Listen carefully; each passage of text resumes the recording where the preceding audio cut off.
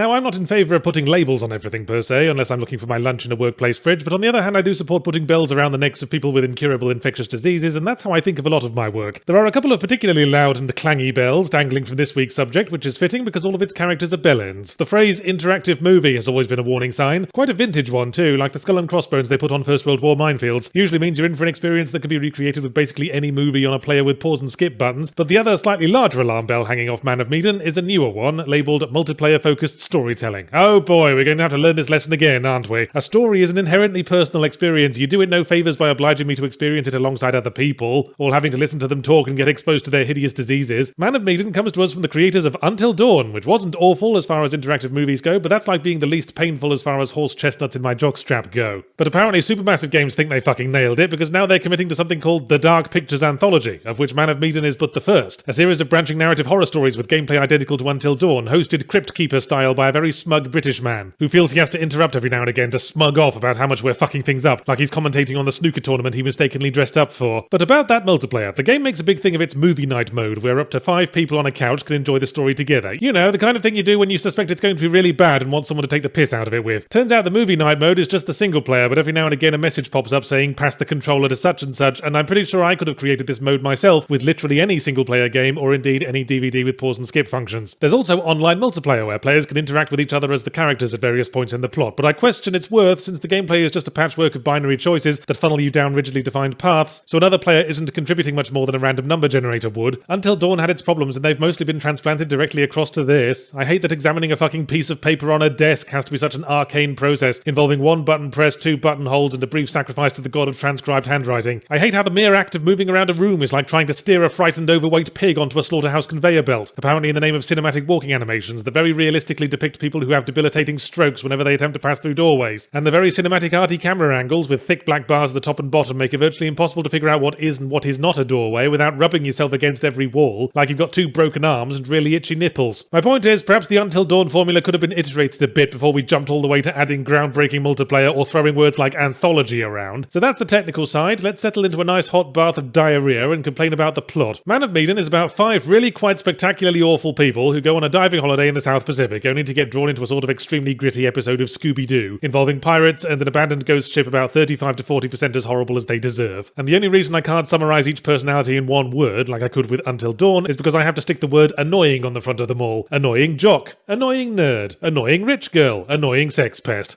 Oh, Yahtzee, you talk like you've never watched a Jason film, and cheered as a complex sentient being, established in 2 minutes of screen time to have some abrasive qualities, gets his scrotum bisected with a lawn edger. It's a horror story. You're supposed to hate the cast so you can enjoy their comeuppance. 2 problems with that. First, they don't decide to go to the ghost ship, the pirates take them there, so it's not exactly poetic justice. And second, on my first run through, all of them survived, so apparently it's not hard to do so. Although I am unusually good at QuickTime events. I learned how to react quickly in my time as chief skirting board cleaner at the Hospital for Compulsive Buggerers. I'll give Supermassive Games credit, although they seem to have taken quite enough of it in their fucking name. The stories do branch. It's not like a Telltale game where your choices at most determine whether character A angrily sucks off a lemur or joyfully sucks off a lemur. Characters and entire plot threads live and die on your actions, but not just your obvious choices, and I'm a little iffy about tying plot branches to skill challenges like QuickTime events that you can win or lose. That implies that there is a good path and a bad path, and no path could be bad if it ends with Mr. A.S. Pest getting his face bitten off as he sputters indignantly at the gall of these frigid peasants. Also, having a plot branch depend on something like whether or not we examine the giant golden clitoris in the sex museum when interacting with it is the only thing you can do in the sex museum, and approximately 99% of players will do so, and the remaining 1% only didn't because they were killed by a rogue sniper. That's the sort of thing that gets annoying when you're on the achievement hunt looking for all the paths. One thing I find worth mentioning is that when annoying sex pest is annoying judgmental captain lady, in one version of events she rightly shuts him the fuck down and later on he might get his knackers minced in the workings of a grandfather clock, but there's an equally valid timeline where she is successfully romanced by his horrible attitude and he rides off into the sunset arm in arm with his future acrimonious divorce.